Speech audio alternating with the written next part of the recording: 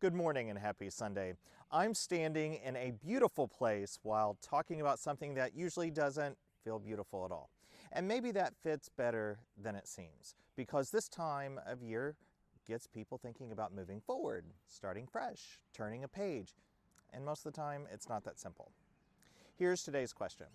What do I have to let go of to actually move forward?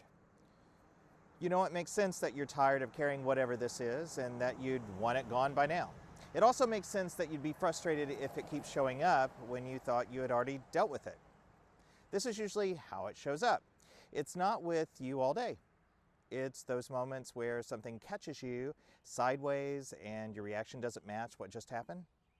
You get tight or defensive, or you shut down faster than you meant to, and before you know it, you're already asking yourself why this is still getting to you.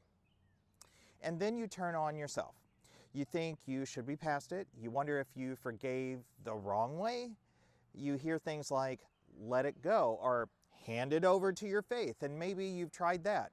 Maybe for a while it even felt like it worked. Then it shows back up, and it's familiar in a way that wears you out.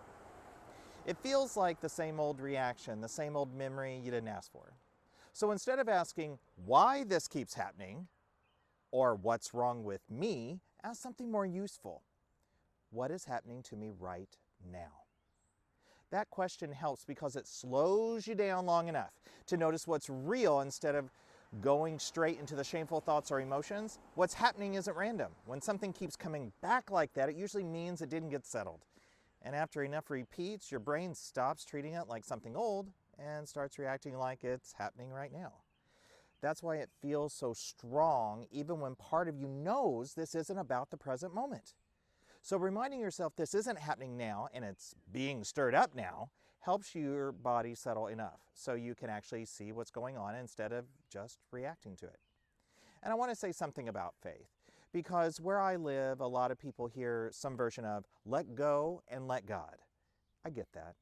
I also know that you can hand something to your faith and still have to work it through in your own mind and body. Those things aren't in competition.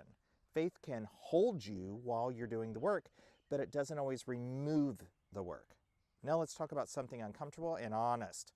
Sometimes what keeps coming back is about what somebody else did to you, and it keeps circling because there's no real ending, no truth, no justice, nothing that actually helped it settle. It never got to a place where your mind could put it down. But sometimes it's about you. Something you said or something you missed, something you wish you would have handled differently. And if that's the part that keeps coming back, deciding to forgive yourself doesn't finish it by itself. Self-forgiveness isn't pretending it didn't matter, and it isn't excusing yourself. It's telling the truth about what happened, taking responsibility for your part, understanding what was driving you at the time, and letting that version of you stay in the past instead of dragging it into every moment now. And here's the part I'd say loudly if I needed to. I've done this on a gravel road, yelling with all my might out the windows, and it works. What happened already happened. You can't go back and change it. But if you don't work through it, your mind keeps acting like maybe you still can. And that's what keeps it alive. So when you ask what you need to let go of, don't think about dropping it like something you can just decide and be done with. Stay with what keeps coming back and ask what didn't get finished here. Then go one step further and ask what this needed that it never got. Sometimes it needed truth or grief. Sometimes it needed accountability or repair. Sometimes it needed you to be honest about your part in it instead of trying to outrun it. That's where things start to move, because now you're not fighting the fact that it's still there. You're dealing with what it actually needed. And if the old way had finished this, it wouldn't still be showing up now. That tells you repeating the same pattern isn't the answer. This is what ridiculously real mental health looks like. It's not pretending something is finished because you're tired of carrying it. It's getting honest about what's still there and giving it what it actually needed so it can stop showing up the same way. And sometimes you need somewhere to put that. So I know I have mentioned this in previous episodes before, but it really works. If something keeps looping in your head, you need to get it out of your head. Write it down, the thought, the image, the memory, whatever keeps replaying, and don't clean it up, just get it out. then do something with it, create something with it, or tear it up, burn it, mark it up. The point isn't the activity. The point is giving your brain a signal that it doesn't have to keep carrying this internally. And once you've done that, don't stop there.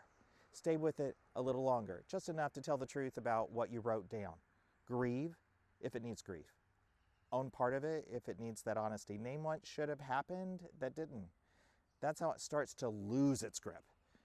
And I want you to expect this part, because this is where people get thrown off. When you start doing this honestly, it may feel heavier before it gets lighter. You're not going backward, you're finally getting close enough to deal with it instead of managing it from a distance.